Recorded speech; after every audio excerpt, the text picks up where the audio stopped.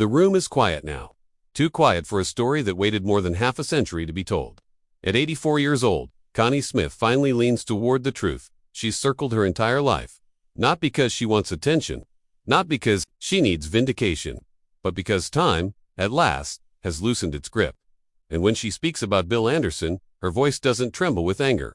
It trembles with memory. In the early 1960s, Nashville was smaller, sharper, and louder in ways that didn't always make the records. Connie was barely out of her teens. A factory worker with a voice that sounded like heartbreak learned how to sing. Bill Anderson was already a presence tall, soft-spoken, respected, his words turning into hits. For legends, their paths crossed. It felt inevitable, like two songs written in the same key finally meeting.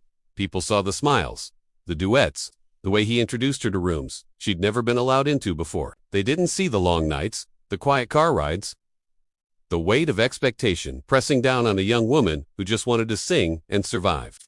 Connie's rise was meteoric, but meteors burn hot and fast, and nobody warns you how lonely the sky can be. There's a moment she remembers vividly. A recording studio late at night. The lights dimmed low, the band already gone. Bill sitting across from her, tapping a pencil against a legal pad, rewriting a line for the third time. He looked up and said, almost kindly, "This one will change everything." She believed him. How could she not? He had changed everything already. But success doesn't arrive gently. It rearranges your life without asking permission. Connie was touring relentlessly, smiling on command, holding herself together with faith and grit.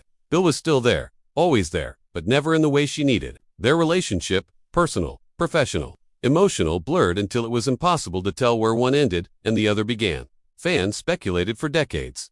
Were they lovers? Mentors? Something in between? The truth, Connie says now, is less glamorous and far more human. It was a bond built on dependence and admiration, strained by imbalance.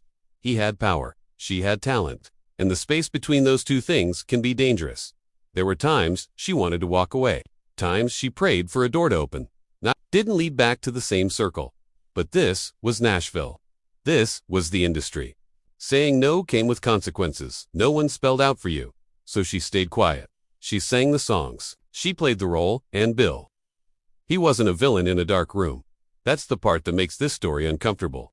He was generous, encouraging, complicated, a man of his era, shaped by it, benefiting from it. Connie doesn't accuse. She reflects. She asks questions she wishes she'd known to ask back then. What does support really look like? When does guidance become control? And how do you reclaim your voice when the world only listens to you singing someone else's words? As the years passed, their paths drifted apart, but the silence stayed. Interviews came and went.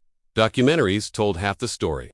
Fans filled in the rest with rumor. Connie carried her version quietly, raising children, leaning into faith, surviving battles with depression that fame never healed. The applause faded. The questions didn't now. Sitting with the weight of 8 decades behind her, she doesn't speak with bitterness. She speaks with clarity. She says Bill mattered. He mattered deeply. But so did the cost. And for the first time, she allows both truths to exist in the same sentence. She pauses when she talks about forgiveness. Not because it's hard to offer, but because it took so long to offer it to herself. I didn't know then what I know now, she admits. And maybe that's the heart of it. This isn't a revelation meant to tear someone down. It's a confession meant to set something free.